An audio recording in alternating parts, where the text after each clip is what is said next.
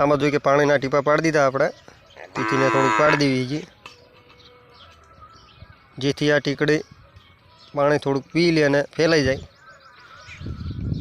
એટલે તરત આપણે ઉપયોગમાં લઈ લેવાની છે। હવે કામ થઈ જશે પણ થોડીક ઓછી પલ્લી છે। હવે આપણે આ હરણને ખવડાવી દઈએ લે। તો આજ આપણે ખવડાવવાની ગાયોને ટીકડીયું એટલે કે આ ચરમની જે પેટમાં જીવજંતુ હોય એ મરી જાય। જો કે અડધી અડધી ખવડાવવાની છે। આપણે કાઢી છે 4 ટીકડીયું। તો આપણે રોટલાના નાના નાના બટકામાં ખવડાવવાની છે। આખા બટકામાં ખવડાવી તો રોટલો આખો બહાર કાઢી નાખે એટલે દવા પણ બહાર વહી આવે। અને નાનો કટકો હોય રોટલાનું જો કે આવડું તો આમાંથી શું ગા ડાયરેક્ટ ગળી જાય એટલે એના લીધે દવા બહાર આવે નહીં। ઓલામાં શું દવા બહાર આવે છે। તો આ દવા જો આપણે આ રીતે ઓગાળવી છે પાણીમાં અડધો કટકો પાણીમાં ઓગાળીને પછી ખવડાવી દેવી છે। તો પહેલાં આપણે હિરાળગાને અખાતરો કરીએ। હા એ ખાય છે જોઈએ એક એક બટકું જ ખવડાવવાનું છે। ઉકલે બીજું ખાઈ જઈશ અને થોડું કડવું લાગ્યું પણ એ ખાઈ જાય। પણ હજી આ રીતે આપણે પહેલાં જેટલી આપણે દૂધની ગાયું એમને ખવડાવવાનું છે। સાંજ સવારે 2 ટાઈમ ખવડાવવાનું છે। હવે આપણે પલાળી દેવી દવા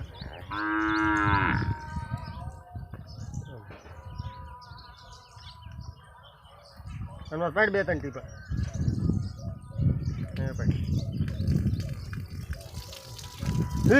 આને સામું થઈને ખાઈ જવું જો રોટલાને બાસા એટલા આવે।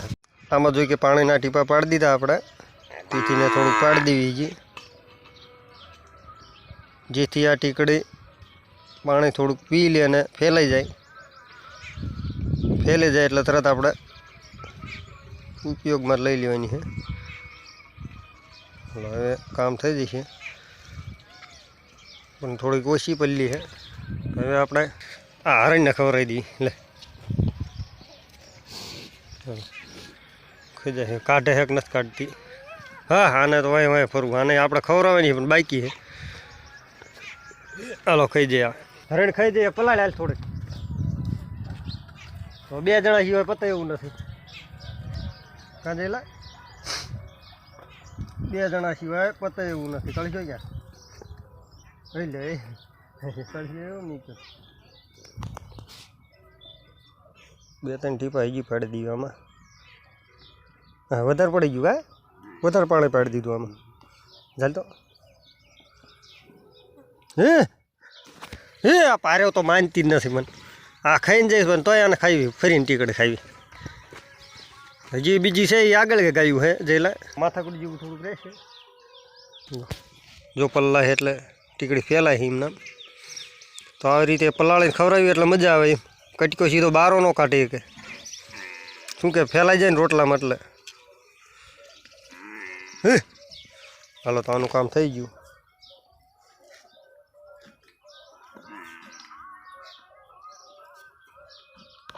હવે જે આપણે મુંડીગા બેઠી એને ખવડાવી દેવી। તો આ યાદ રાખવાનો સમાટ તરીકો દૂધણા અમને પહેલાં ખવડાવી દેવી એટલે યાદ રહે। બીજા બહાર ન કાઢતી હો હા બહાર ન કાઢતી ખાઈ દે હાલો હાલ્યો અહીં કે પલાળી દેવાની એક ટીકડી લઈ લો ને એટલે વાસડું કંદડા છે ને તો એમને ખવડાવવાની પણ વાર છે આપણે પછી યાદ નહીં રહે પલાળી જાય થોડી બસ એટલું પાણી ઘણું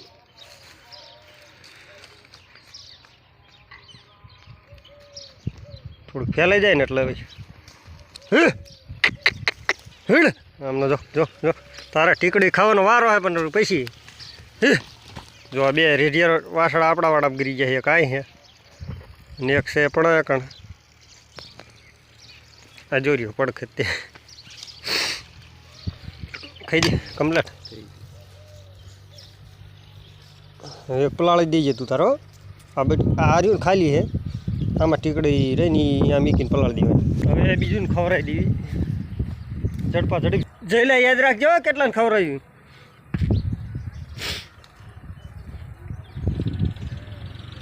હવે આપણે ભૂરી કાન ખવડાવી દીધી જો હામી રહી ભૂરી હાલે આખો રોટલો હોય ને એટલે તરત બારો કાઢી નાખે કારણ કે જગ્યા વધારે થઈ જાય ને એમને ખબર પડે છે કે આમાં ટીકડી જ છે હા એમને ખબર પડતા પડતાથી ખાઈ હોય જ જાય હવે આપણે જ્યાં આપણે હિરાળને તો ખવડાવી દીધું આપણે રેણને પણ નથી બાકી છે રેણ મુરલીને ખવડાવવાનું પલાળી દેજે એક પલાળી બધા વાય ફરે જો બધા વાય ફરે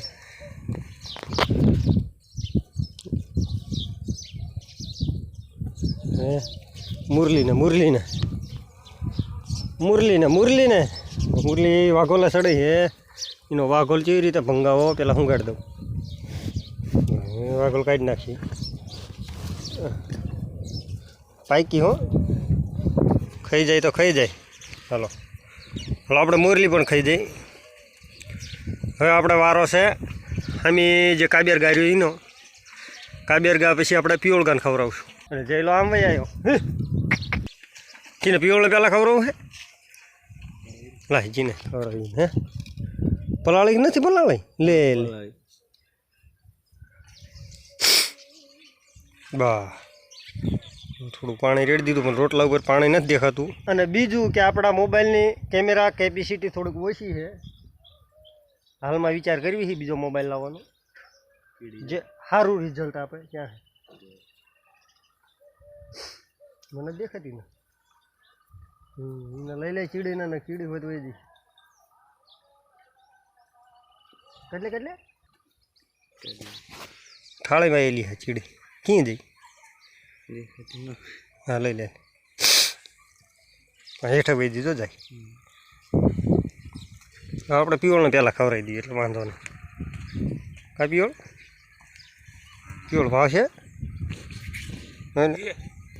પિયોળ એ પાડા નહીં સારું એ ખાઈ જા બધું ખાઈ જા તો આ ટીકડીઓ આપણે સરકારી દવાખાનામાં જ મળે છે બાકી બીજે ક્યાંય નથી મળતી તો આપણે સરકારી દવાખાનાનો વધારે ઉપયોગ કરીએ ગમે ત્યારે વેક્સિન હોય કે લંપીની વેક્સિન હોય અથવા FMD હોય એ બધું આપણને અહીંયા મળી જાય છે એટલે કે ડૉક્ટર પોતે આવીને લગાડી જાય છે અને ગમે ત્યારે વેક્સિન લગાડો એટલે પોતે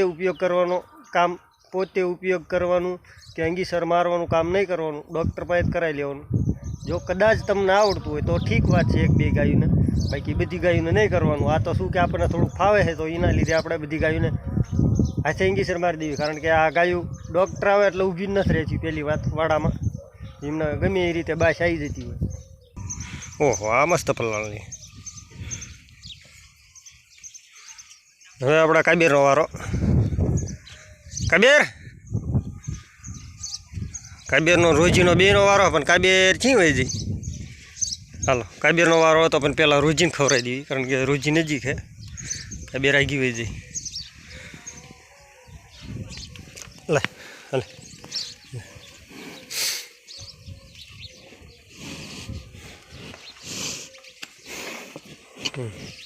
ખાઈ જા પેલા ખાઈ જા ચાલો તો ઠપકારી દીધી ખાઈ જા હાલો તો હવે આપણે રહી છે કાબેર બાકી એટલે મુરલીને આપણે ખવડાવી ને મુરલીને ભૂરીને બે ખવડાવી દીધી કા તો એવું થાય યાદ થોડુંક ઓછું રહે વધારે ગાયું છે એના હિસાબે હવે આપણે કોને ખવડાવે કાબેરને નહીં કાબેર એક બાકી રહ્યા લીનું પલાળ દે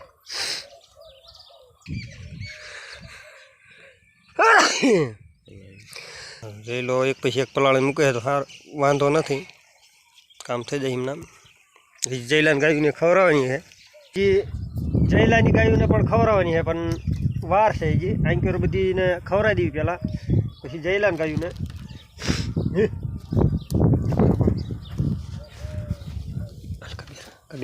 કબેર બીજા ખાઈ જશે કબેર બીજા ખાઈ જશે કબેર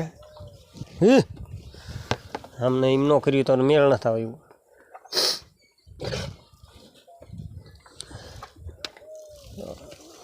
કાબેર પાડી દીધું એઠું એવું લાગે આપણે કાબેર ગા નહીં ખાય